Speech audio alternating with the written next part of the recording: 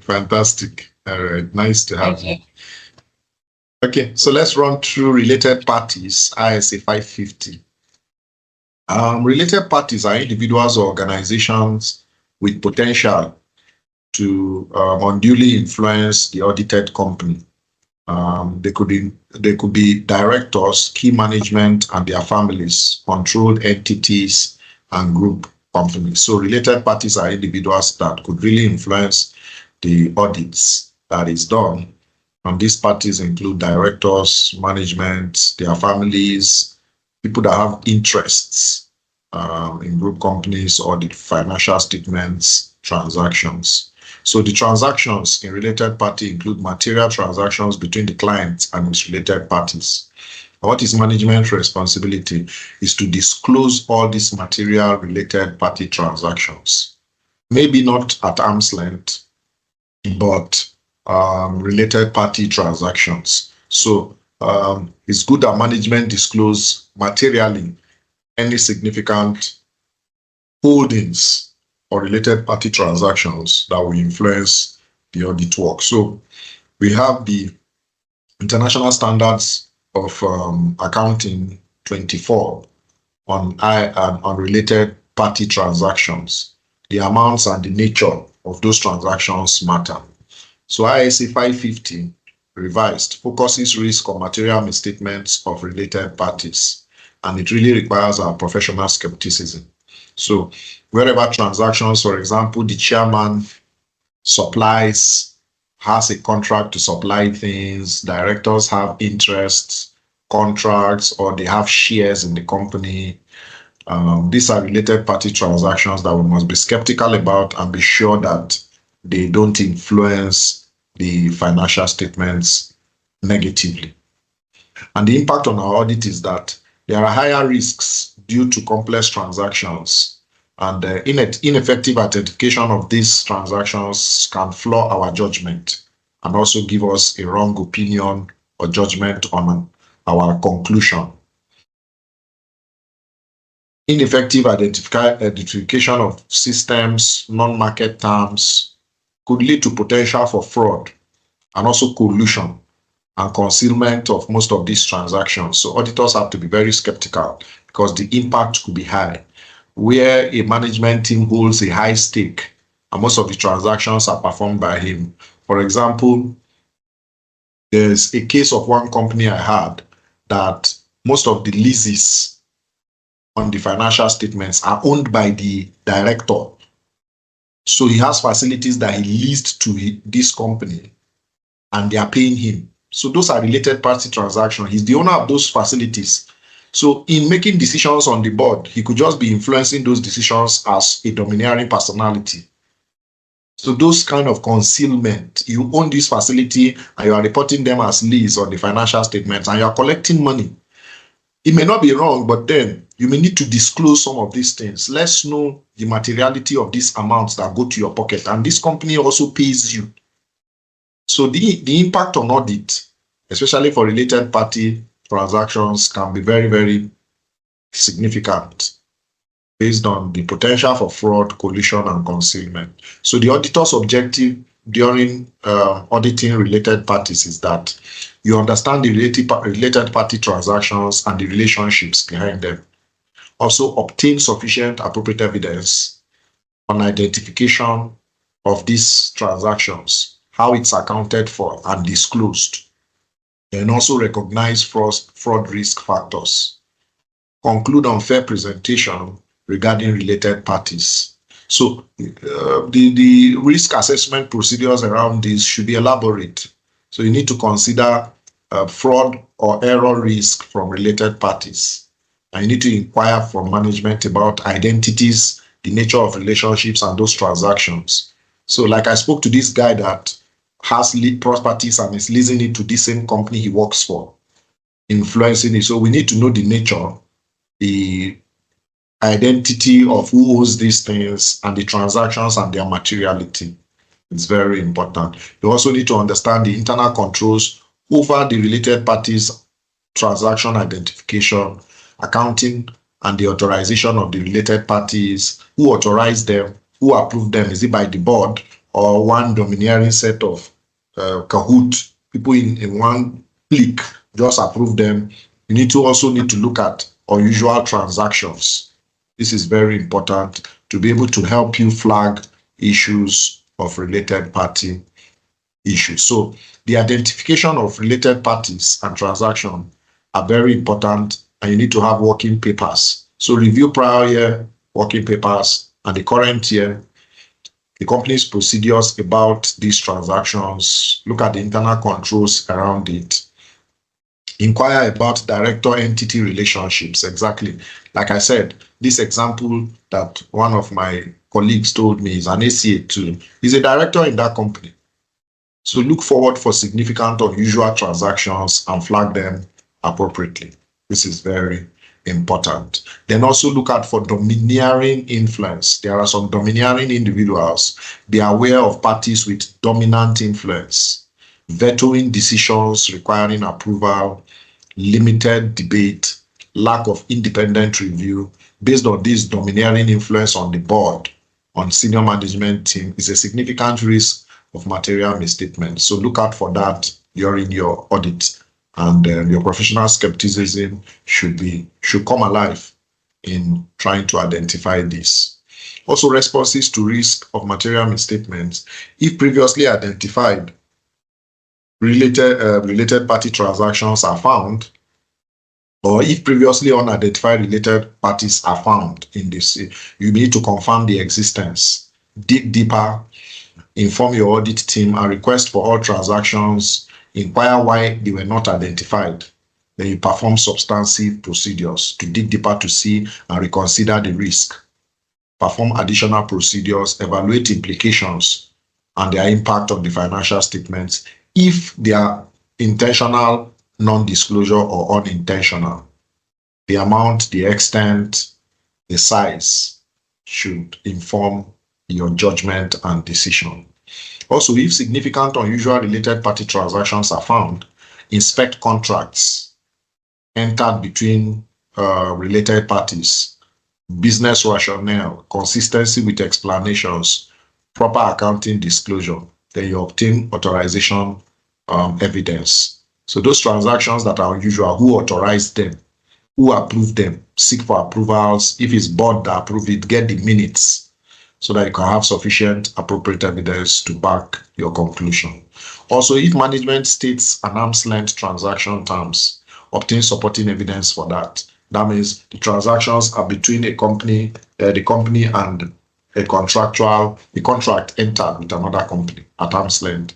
So materiality of related party transactions, smaller amounts may be material due to the nature of the relationship. Yes. So if the chairman's wife is the one supplying material or some inventory to the organization, those smaller amounts, the nature of the relationship between the chairman and his wife, and she's not an employee, those are issues due to the nature of the relationship. Is very important. So even nil consideration transactions can be material. Nil consideration transactions can be material because the person and the relationship between those transactions are very, very critical. So you can't have the CEO's son providing a particular service to the organization. Of course, there are interests then. So nil transactions, but the relationships is very important. Yes, please. What's new consideration? What is my new consideration? Okay, so new consideration transaction. Yeah, so nil consideration transactions, like I said, maybe the transaction was performed and on the financial statement you see nil, but it was disclosed that the chairman's son was the one. The chairman's son was the one providing such transactions or supplying based on company name that was given to that boy. Those may be nil transactions, and those considerations can be material. So because depending on the relationship, you can see this slide.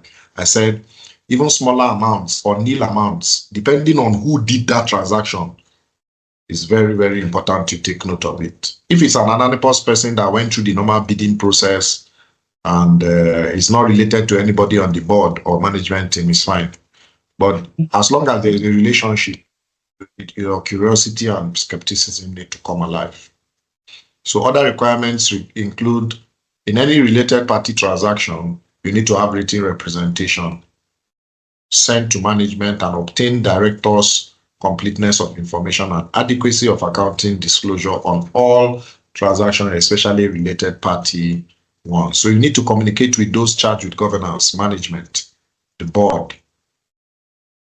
Communicate significant matters related to the related parties to them, unless all are involved in management. If all the management teams are involved in related party transaction, then you may have to take it to regulatory authorities, especially where you have material issues and significant findings. So document names of the identified related parties and the nature of their relationship. So for example, an auditor following up on receivables from an entity controlled by the chairman, and there was no disclosure. So these are issues. The chairman of the company is having receivables after the name of his own company, and they didn't disclose it. So you need to document this evidence, because the chairman of a board, who will you report him to? Except to regulatory authorities, you can't report him to the CEO now. And he's the chairman of the board of directors, and they didn't disclose it. So document these evidences for external authorities. This is very important. Okay, so we ran 2 related party transactions. Any question? Do you have any questions on this? No, I'm fine. Okay. Aisha, I hope you're still alive. You're still awake. I'm alive, oh. All right. And awake. One of my friends, when we were writing ICAN, he used to say, the way I used to be tired after reading that, I don't used to sleep, I used to die. From the head, so Gabriel, you used to die, you don't used to sleep, you used to die. I said, I can't read it, it's not easy now. All right, so let's look at written representation, ICA 580. I think from that audit testing, every other unit is a bit short. So, and it's very comprehensive. So let's run and target closing at 10:15 prompt. I don't want us to reach 10:30. Let's stop at 10:15. So let's run a bit. So written representations, a written statement by management to confirm every matter you bring before them is what represents. So you are not taking anything from word for word. You are taking it, if it's like I said, if it's not documented, it's not done. So every matter you bring before management must be documented. You must confirm the matter supported by audit evidence. And that's what ICA 580 speak to. Obtain management's acknowledgement of responsibilities in writing. Obtain written representations to support your evidence, and respond appropriately to representations or refusal to provide them. So whichever way, if they respond positively or negatively, please document it. And that's what this speaks to. Written representations as audit evidence help us support the understanding of management's intention, their judgment, and the completeness or specificity of their items that we've probed into. So it's necessary but not sufficient on your own to take verbal evidence. It needs to be written, and it needs to be documented. It's very important. So contradiction with other evidence, you need to reevaluate the risk and assess whatever it is, information on this contradicts another. So whatever documented evidence is contradictory, you need to document any concerns about management's integrity. And where all their statements are contradictory, their responses, you need to consider withdrawal. What does it mean? Withdrawal from the entire audit work. Because where your evidence are contradictory shows that management lacks integrity to provide truth to you. So you need to consider withdrawing from the job, and your reason should be stated of why you are withdrawing. Because every statement, every response should tally. Not that they are making statements here that are not correct. You compare it to this one, it's not correct. Management's integrity is in question. It's very important. So representations about management's responsibility should be documented. They should acknowledge their responsibility of ensuring internal controls is their responsibility. Preparing the financial statements is their responsibility. Providing relevant information, recording transactions, allowing you access to staff, documents, to do your work seamlessly is their responsibility. Also, the form and the content of the letter of representation is usually drafted by the auditor. You address the address is that of the auditor. You date it and send it to management. It's not after the audit report, it's during the audit report work. So the content of the management letter or letter of representation is during the audit work, you do it. So example contents include confirmation of the responsibilities of financial statements. It must be fairly presented with significant assumptions, related party transactions, subsequent event, uncorrected misstatements should be clearly stated. The information provided should be relevant, additionally requested or restricted access to staff information documents, and all transactions recorded. And also fraud risk assessment by the auditor, disclosure of fraud or suspected fraud allegations, non-compliance, related parties. So in my auditor's report, I have a section of fraud and financial crime control. So auditors are always interested in that report to see what has happened within the year, which fraud has perpetrated between management, staff, and external parties. So these are all ways of documenting evidence and collecting evidence from management. Then refusal to provide requested written representation.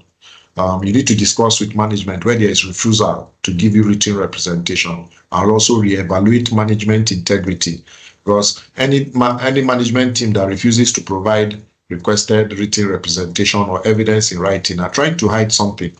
Why will you write and give auditors documented evidence? You don't want it to be used against you, and the integrity of management to be called to question. So you need to reconsider this and the impact on other representations they've written as your audit evidence. Consider the impact of the audit report and consider modifying your report. So you are not qualifying, you are not unqualifying. You are modifying your report to either say there's a disclaimer of opinion based on this management is doing. So that's it about management representation. We ran through it to speak to that. Any questions on that we can jump quickly into using the work of an auditor's expert?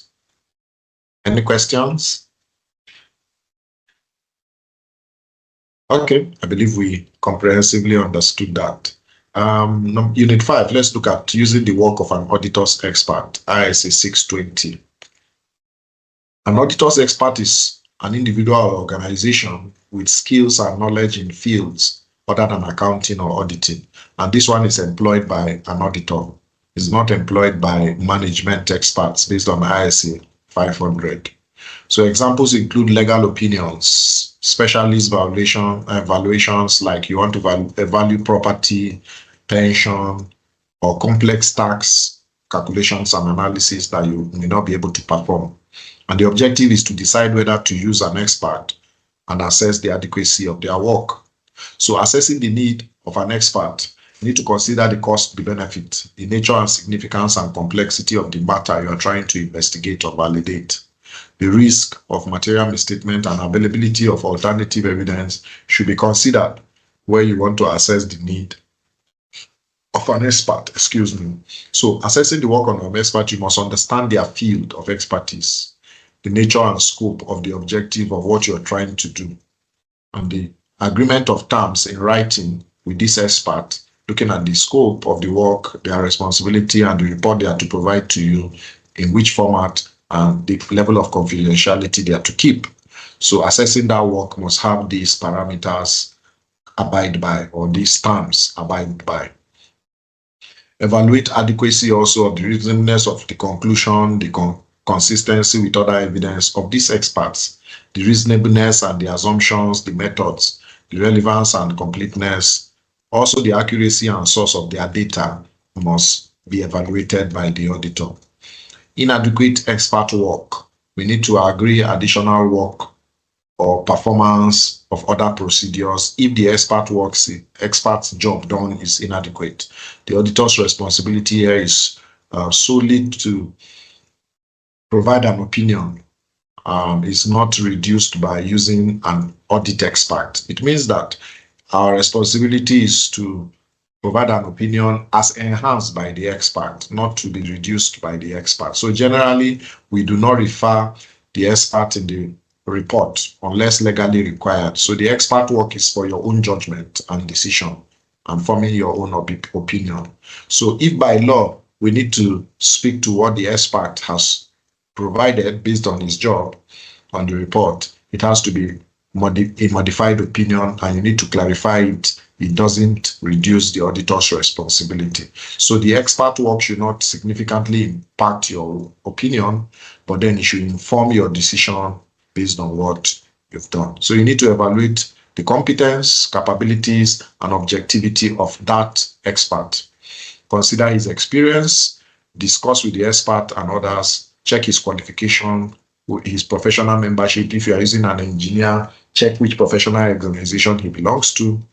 What jobs has he done in the past? Published. He should give you publication and evidence to validate that he's capable of doing the job. And the objective is more of a concern when the expert is employed by the audit client. And that is covered by ISA 500, where management has used that expert.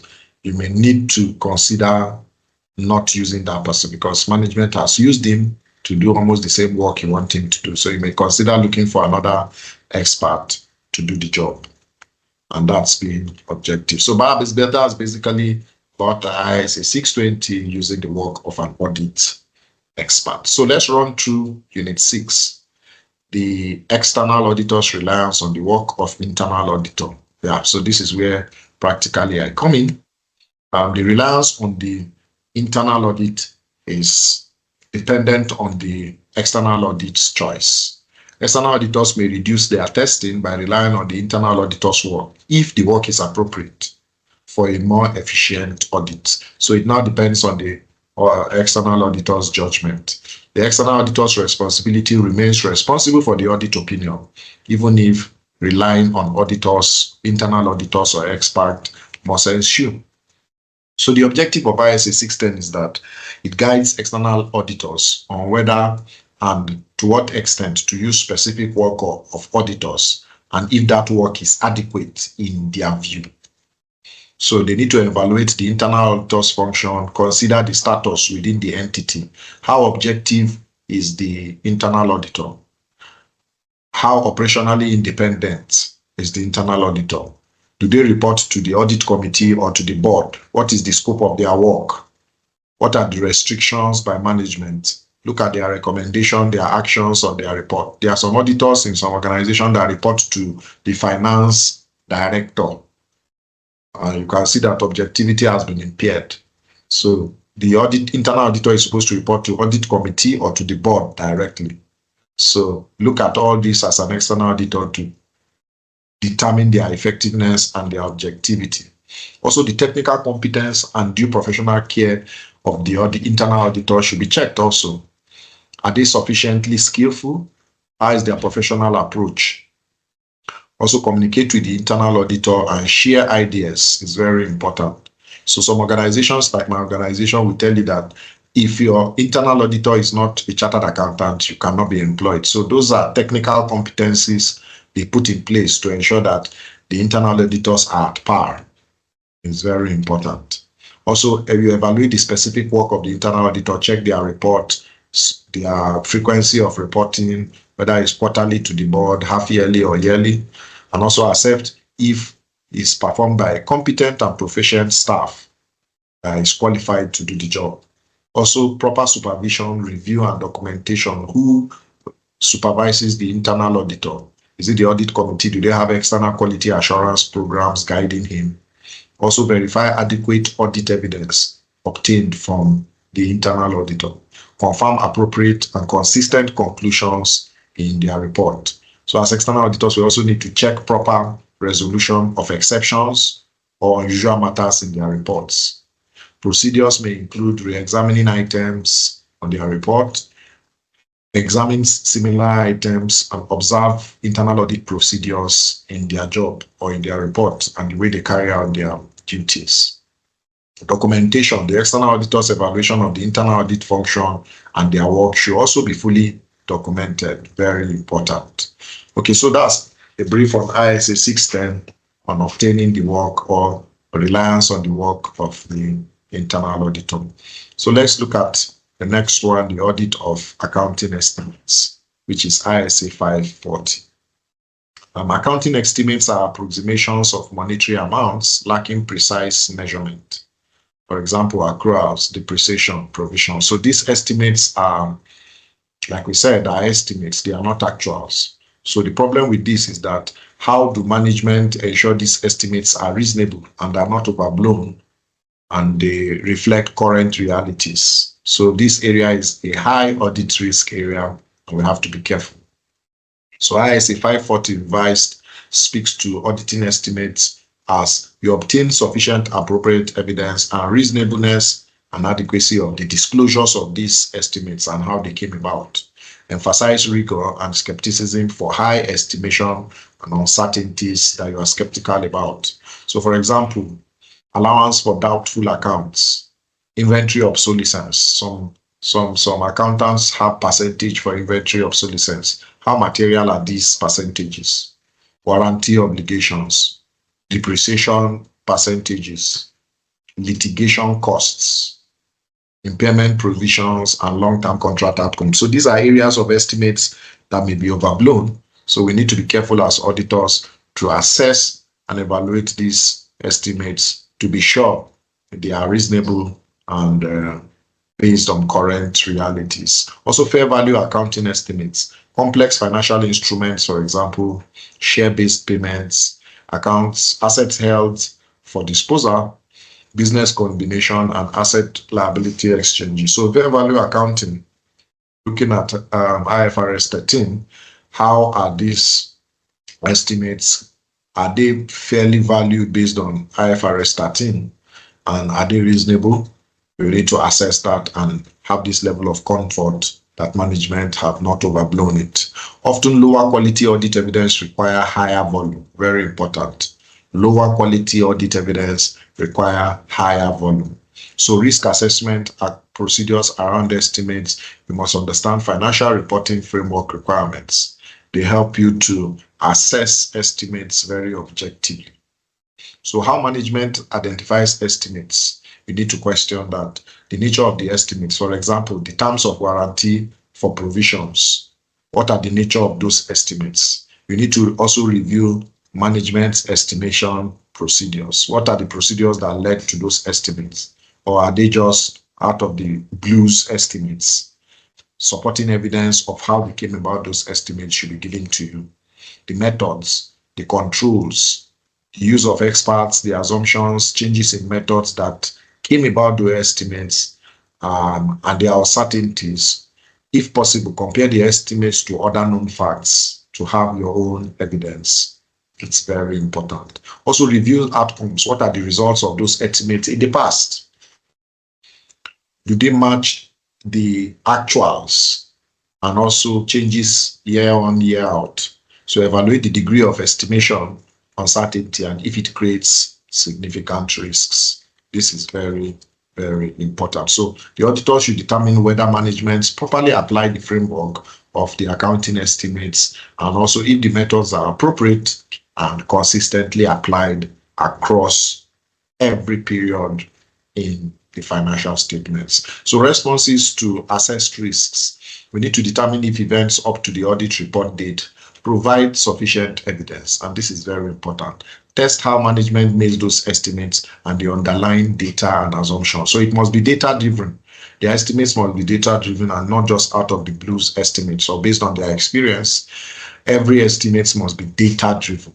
This is very important, and you must have sufficient evidence with those data.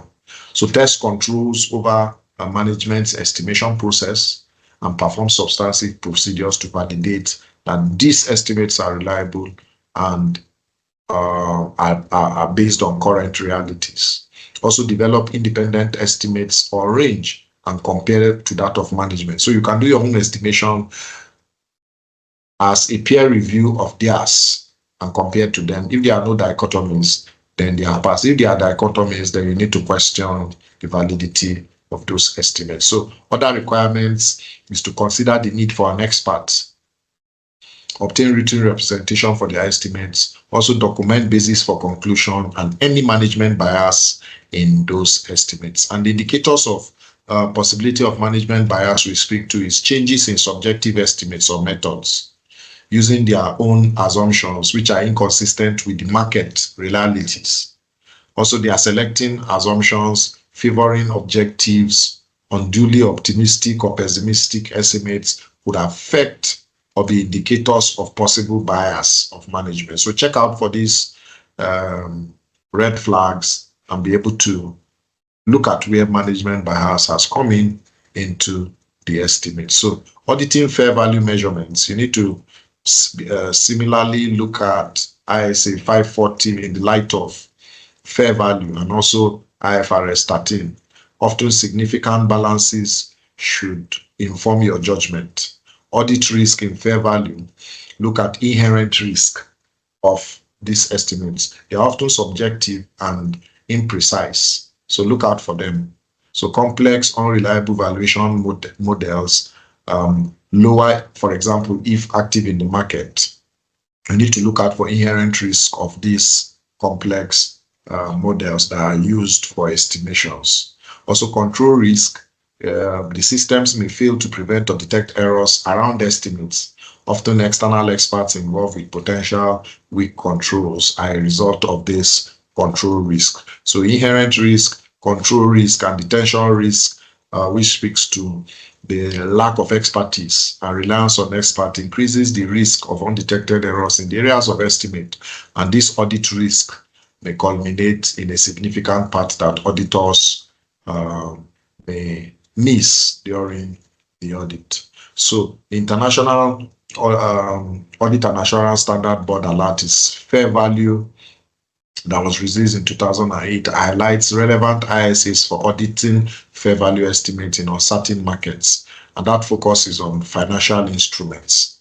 You may need to look at that paper, and also it mentions going concern.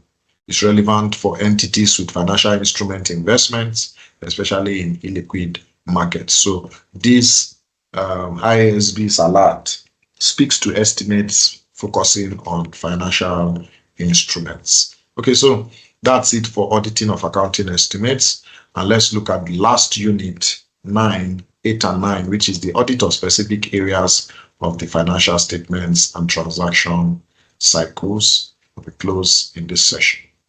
So for the audit of specific areas of the financial statements, we need to apply general audit evidence, principles of specific financial statement areas regulated by IFRS and the international accounting standards. So the exam approach is for us to know relevant IFRS and their details. It's very important. If you don't know the IFRS or the IAS, you'll never be able to audit the financial statements.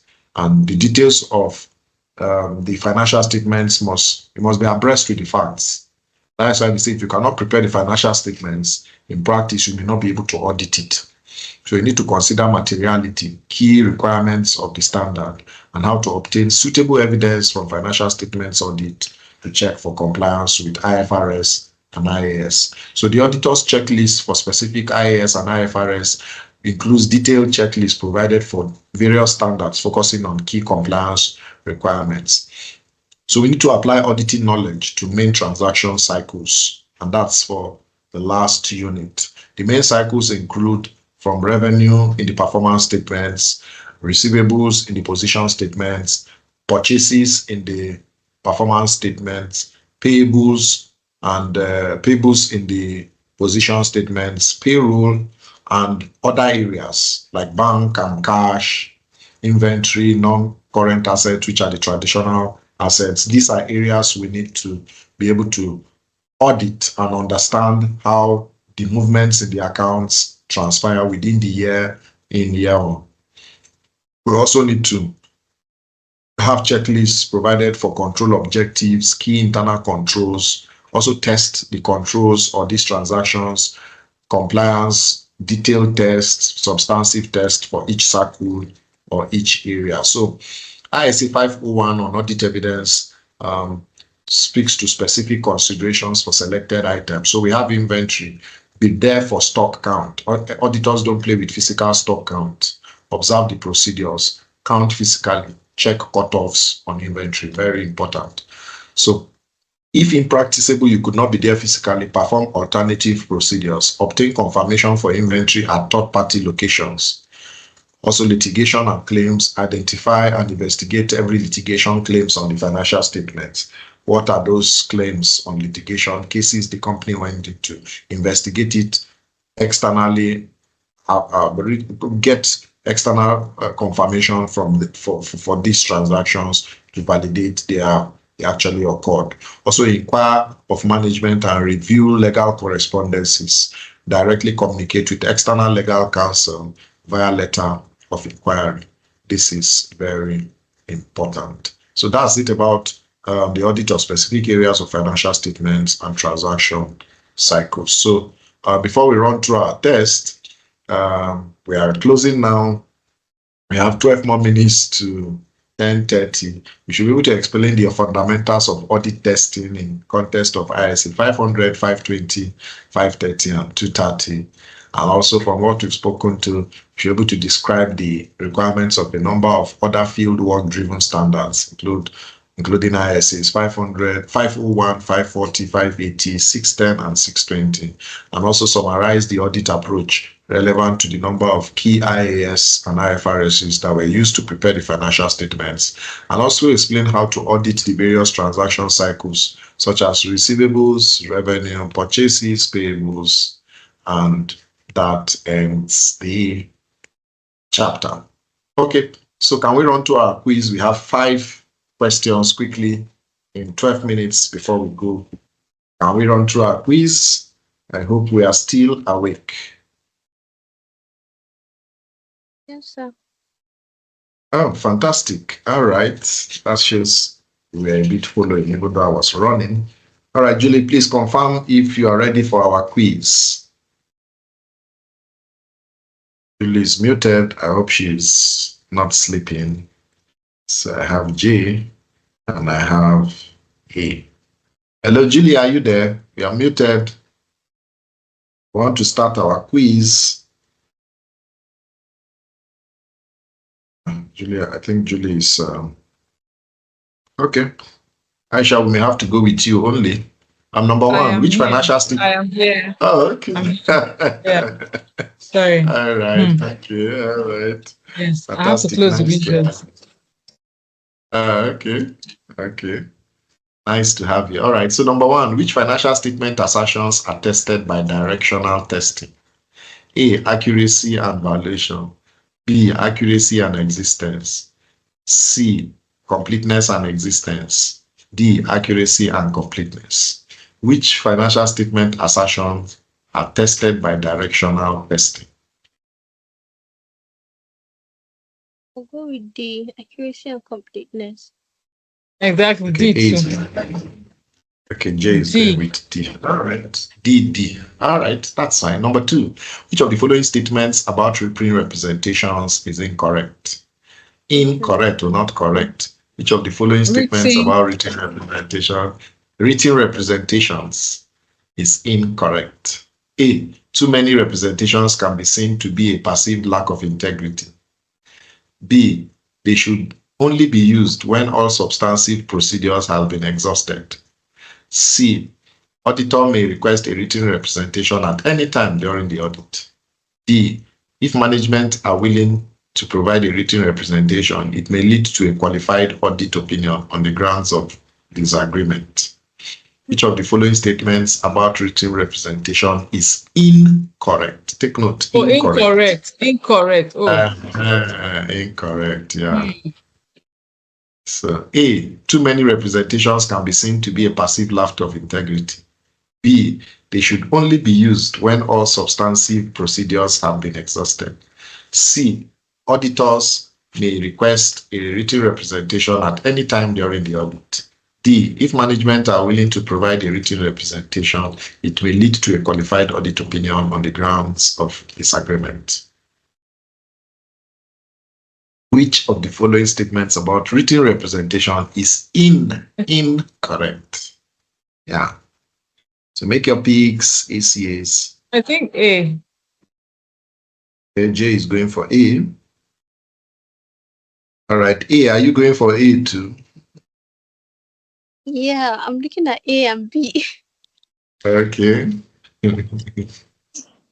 All right, so eliminate one out of A and B. You have to do elimination method.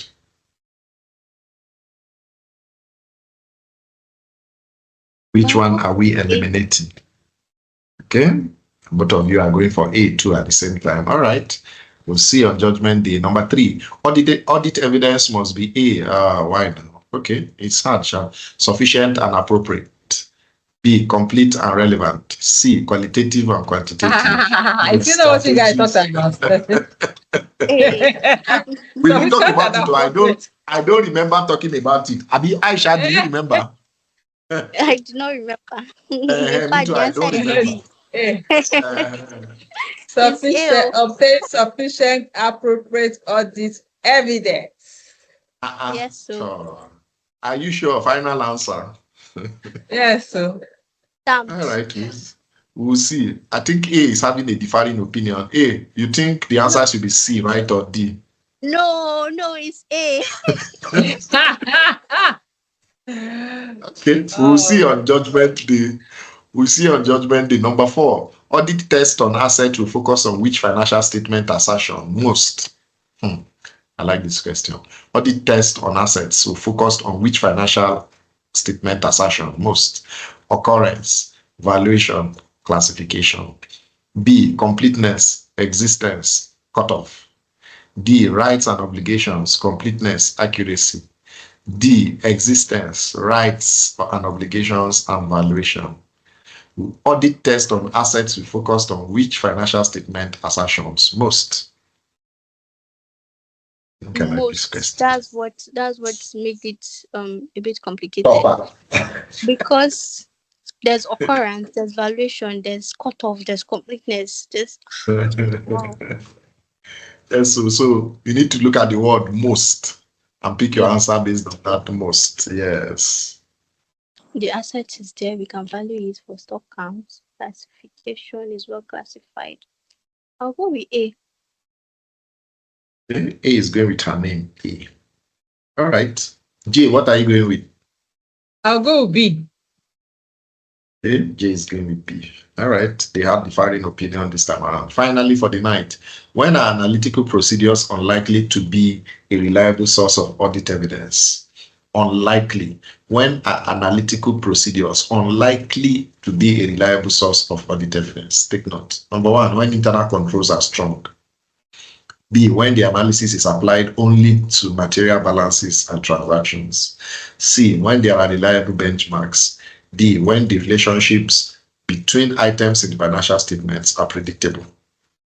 When are analytical procedures unlikely to be a reliable source of audit evidence? A, when internal controls are strong. B, when the analysis is applied only to material balances and transactions. C, when there are reliable benchmarks. D, when the relationship between items in the financial statements are predictable. What's your pick? ACAs. So that seems to be tricky. When are analytical procedures unlikely to be a reliable source of audit evidence? Okay, J is going for A. All right, A, what are you going for? I don't know the answer to this one. You doesn't know the answer to this one, then you may have to guess. I'll go with B. Okay. J is going for A. No, C. When there are reliable benchmark. The benchmark are reliable, then no. Then I'm sticking with B. Stick with B. All right. J, are you going finally with A or you're changing your mind? I'm with A. Okay. All right. So let's go. Judgment day. Drum roll number 1, C. Both of them did give away. Thank you. You guys started well. Let's go back to the question. Number 1. Make I see. Which of the financial statement assertions are tested by directional testing? You're testing completeness and existence. So you cannot test for accuracy, you can only test for completeness and existence. Wait. When financial statement attended by what's directional testing? That was what did you teach us directional testing? Yes, we spoke to it at the beginning during testing, audit testing. So we said directional testing are testings you carried out to see if those transactions occur. So like three-way match now, I said there's PO, there's GRV, and there's invoice. So you want to ensure that those three documents are complete. So you don't want to test for only accuracy. What if the documents are not complete? So completeness and existence is very important. So that's what I'm referring to. Exactly. So accuracy is not enough. Of course, if the invoice is accurate, where is your PO and your GRV? So it must be complete. You get it? I think that was what it was referring to. Okay. Yeah, so that's what directional testing speaks to. So thank you guys for the giveaway, but you still understand it better. So look at the explanation. Directional testing tests debit balances for existence and credit balances for completeness. So you can even see the debit and credit example is... that's where you talked about testing details. Exactly. Oh, so okay. That's an example. So C is the answer. Thank you for that giveaway. All right. So number 2. D, another giveaway for me today. Now, I was looking at that management request. The answer is D. So let's go back to it. Number 2, which of the following statements about written representation is incorrect? So if management are willing to provide a written representation, it may lead to a qualified audit opinion. No. On the grounds of disagreement. No. So a written representation is they are answering your questions. So you wrote something inquiring and they are answering. Why would that lead to a qualified? Yes, they are responding. Why will that lead to an audit qualifying their report? What's our answer? So your answer is A. You put A. Too many representations can be seen to be perceived as lack of integrity. It could be B. They should be used when all substantive procedures have been exhausted. 3, auditors may request a representation, and that's normal. So it's incorrect for management to answer you and you qualify their report. It's very incorrect. So too many representatives can be seen to be perceived as lack of integrity. It's normal. It's okay. Yes, that's correct. Yeah. So when they have too many representations, and if you look at one of our lecture notes, we spoke to too many representations that may contradict themselves, though that was not presented in this option. But if they have too many representations, they may contradict different sections of the report. So that may actually be looked at perceived as lack of integrity. Exactly. So 2 giveaways for me. That means I'm going to go home smiling today. Thank you, A. Thank you, J. Number 3. They didn't even provide this ICAN people said they didn't provide explanation. A, okay, they both got it. A. No need though. That means that question must be very cheap. Oh, this one is about sufficient. this one is pure water. Move ahead. Why will I can even test this kind of question? How about I wanted you guys to have a day that you do giveaway for me. 5 giveaways. I will celebrate that day. It means why you shouldn't celebrate? It's not effective. Yeah, it means that that means I didn't teach you guys. That means I didn't teach you guys well. It means it wasn't effective, so you have to take it all over again. It's true, Sharp. It's true. Yeah. In developed countries, they say when they have substantial failure that the lecturer used to be queried. You are right. Yeah. You have a point. That means you didn't teach well. All right. For me, I'll be happy that I picked all the marks, And Number 4, let's see what's the answer. D. Who got it? Nobody. Okay. Audit test on asset focus. Yes, so nobody got it. The answer is D. J picked B valuation. And A picked. How can asset be rights and obligation? Obligations.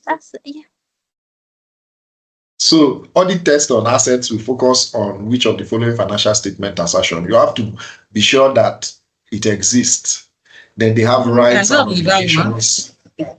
Exactly. So your B has existence, yes, but it doesn't have right and obligation. So you must own the rights because some assets are on lease and they claim to be. Ownership, okay. So the ownership, you must own it. That's the rights and obligation. Then valuation. There's no cutoff. You cannot have cutoff as a test. Because cutoff does not matter. Yes. So cutoff is basically on inventory or what do they call it? Or accruals. If you ask, so when you bought it now, I think it will be relevant. Where did you see which one is relevant? Which one shows relevant? Cutoff could be relevant based on when you got it. So well, but it is not a most. Look at the statement most. That was of rights and obligations. Tough. Yes. So the ones that are very important is not occurrence. Occurrence is not mostly important. Cutoff is not mostly important. It's part of the test. But then the most important ones are existence, the rights of obligations. You are the owner, and the valuation of the financial statements. D is the most appropriate answer. Finally, B. Wow, A got it, B, and J gave me that as giveaway. Thank you, J. What was fine? J was most benevolent. So today the answer is when are analytical procedures unlikely to be a reasonable source of audit evidence? So the answer is when the analysis is applied only to material balances and transactions. So it shouldn't be applied only. So material balances is good. You have a materiality threshold, but even immaterial ones analytical procedures should be applied. So you said when internal controls are strong. Internal control has to be tested whether it's strong or weak. So the answer is B, and A got it. So A went with 40%. Yes, I went to 20%. Wow.